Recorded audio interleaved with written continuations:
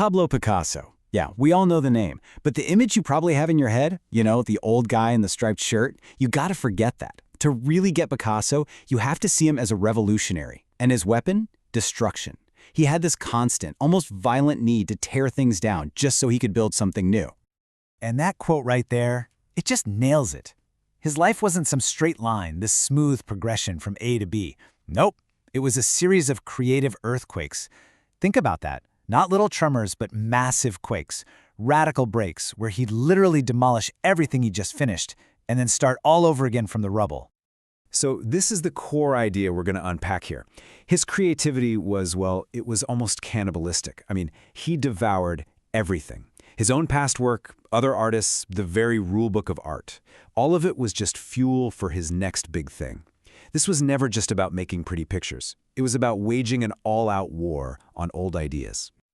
Okay, so to really appreciate how he became such a master rule breaker, you have to understand just how well he knew the rules in the first place. His story doesn't start with rebellion. No, it starts with a kind of absolute, almost suffocating mastery.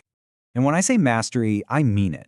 Picasso was a legit child prodigy. His dad was an art professor, and he drilled him relentlessly in that old-school classical tradition. We're talking rigorous, academic stuff. So he wasn't just good for a kid.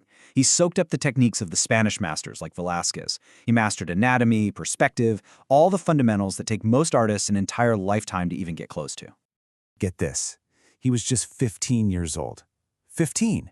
And at that age, he painted this massive, complex, technically perfect painting called Science and Charity. I mean, while most of us were struggling with homework, he was out there creating this masterpiece that won a gold medal. He'd already climbed to the very top of the traditional art world at 15.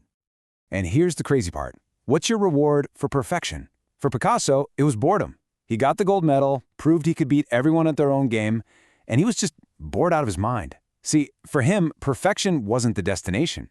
It was a prison, a cage, and he was about to spend the rest of his life blowing it to bits. That brings us to his first big break, the Blue Period. And this first act of rebellion, it wasn't really about technique. It was about the purpose of art. He had a radical new idea. Art shouldn't just show you what the world looks like. It should make you feel what the world feels like. And you can see how it all came together right here. First, this absolutely devastating tragedy hits him. His best friend commits suicide. That collides with the fact that he's dirt poor, living in Paris.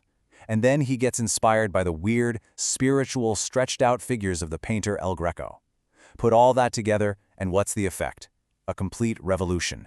Art is no longer about reality. It's about raw emotion. He's not just painting sad people anymore. He's making the entire painting feel like sadness. Yeah, his art was no longer about what he saw. It was about what he felt.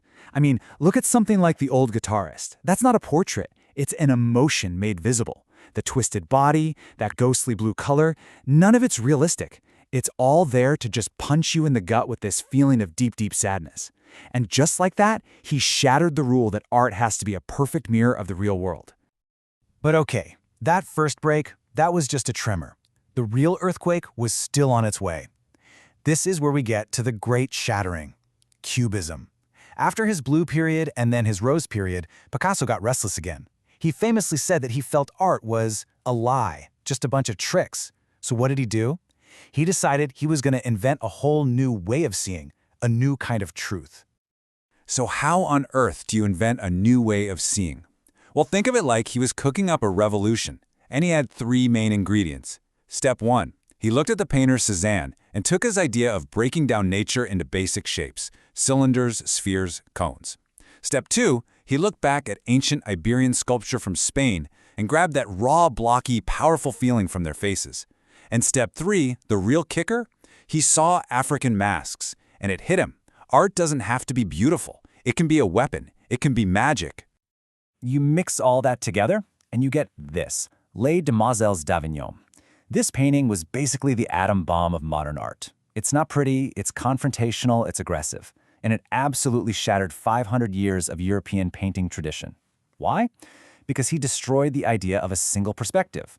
He shows you these figures from the front, from the side, from the back, all at the exact same time. And that one painting, it just opened the floodgates. First, in 1907, you have the initial shattering. Then, by 1910, he's working with another artist, George Braque, and they push it even further into what we now call analytical cubism. They're breaking things down so much that they almost disappear into this grid of browns and grays. But then, and this is so Picasso, just 2 years later he completely flips the script and starts putting pieces of the real world back into his art.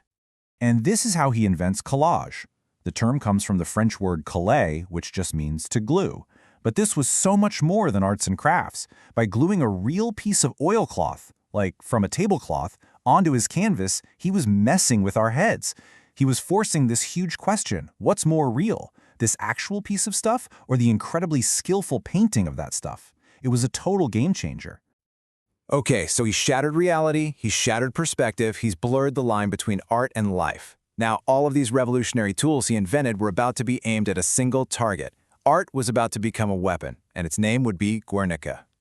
So here's the context. It's 1937, the Spanish Civil War is raging. Nazi German planes, flying for the Spanish nationalists, bombed the town of Guernica. And this wasn't a military target, it was a horrific attack on civilians. Picasso's in Paris at the time, and he sees the black and white newspaper photos of the absolute carnage. He's horrified, and he pours every ounce of his rage and his artistic genius onto one colossal canvas. And the genius of Guernica is how he shows us this horror. He doesn't give us a realistic painting of the bombing. He uses the visual language he's been developing for years, Cubism and surrealism, to paint a nightmare. You've got the screaming mother holding her dead child, like a twisted version of a classic religious painting. The horse represents the suffering people. The bull is a symbol of raw brutality. Even the light bulb at the top feels like this cold, uncaring eye, a witness to modern horror. It's all universal symbols of pain and violence. Guernica proved once and for all that this difficult, modern art could be the most powerful political weapon on the planet. It wasn't just some fancy game for intellectuals anymore. This painting showed that an abstract style could scream with more political rage and universal emotion than any literal photograph ever could. So, after all this time, why are we still talking about Picasso? Why does he still matter? Well, it's because his constant destruction didn't just change art history, it fundamentally changed how we see our own world. It really boils down to three big things. First, he completely changed the job description for art. It went from being a mirror, just reflecting the world, to being a hammer used to shape it. Second, and this is wild, he basically gave us the visual language for modern life. That whole cubist idea of seeing multiple things from multiple angles at once. That's your brain right now looking at a laptop, scrolling a phone, with a TV on in the background. It's our fragmented reality. And finally, he became the poster child for radical reinvention. And that's his ultimate legacy, the big takeaway. His entire life screams this one message: master the rules, learn the system better than anyone else, become the absolute best at it, and then have the guts to destroy it and build your own world from the ashes.